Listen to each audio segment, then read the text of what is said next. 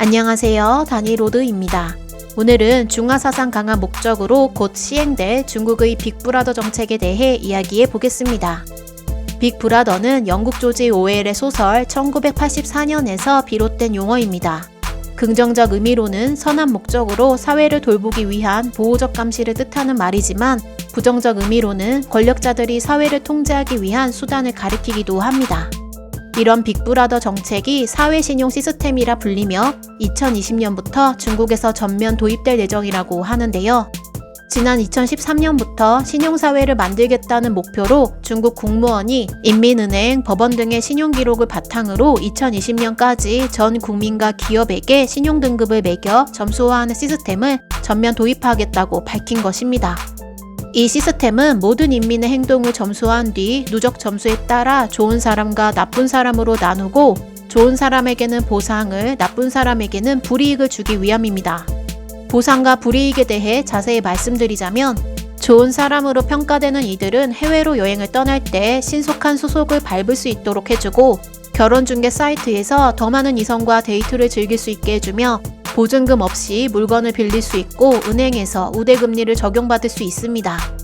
이에 반해 나쁜 사람으로 평가되는 이들은 좋은 직장을 얻을 수 없고 고급 호텔에 묵을 수 없으며 애완견을 압수합니다.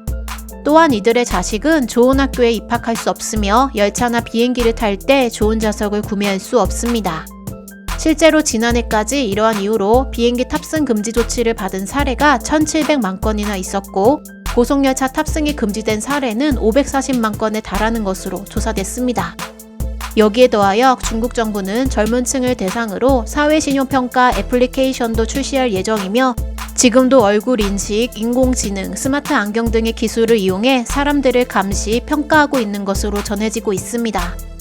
이러한 사회신용 시스템은 마오쩌둥 시대의 치안을 유지하며 노동자를 관리하기 위한 목적으로 그들의 정보를 수집해 오던 것부터 시작해 후진타오 주석이 집권하던 2003년부터 치안을 유지하기 위한 정책 중 하나로 특정 지역에서 본격적으로 실행되기 시작했습니다.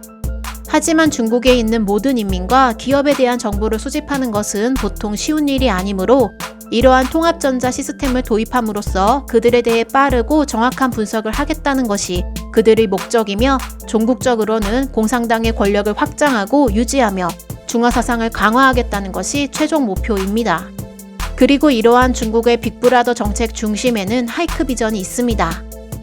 하이크 비전은 폐쇄 회로 업계의 최강자로 중국 당국이 국민의 일거수일투족을 감시하는 데 한몫 거들고 있으며 중국 정부는 이를 핵심 동력 삼아 세계 최대의 감시체계 수출국으로 거듭나겠다는 야심을 품은 것으로 전해지고 있습니다.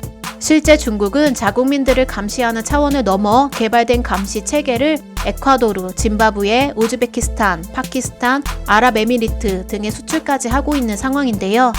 그러나 뉴욕타임스에 따르면 미국 정부가 이 하이크 비전을 무역 블랙리스트인 엔티티 리스트에 올리는 방안을 검토하고 있다 전해지며 중국 정부에 일격을 날렸습니다. 천안문 사태 30주년을 맞이하는 중국 정부 입장에서는 최악의 시나리오가 전개되고 있는 것인데요. 하이크 비전이 미국 상무부의 블랙리스트에 오르면 미국 업체들은 하이크 비전의 부품을 수출할 때 정부 승인을 얻어야 합니다. 이 같은 조치는 하이크 비전에 대한 미국 기업들의 기술 지원을 정부가 언제라도 차단할 수 있다는 의미로 최근 상무부가 차세대 이동통신기술 5G의 선두주자인 화웨이를 제재한 것과 같은 맥락입니다.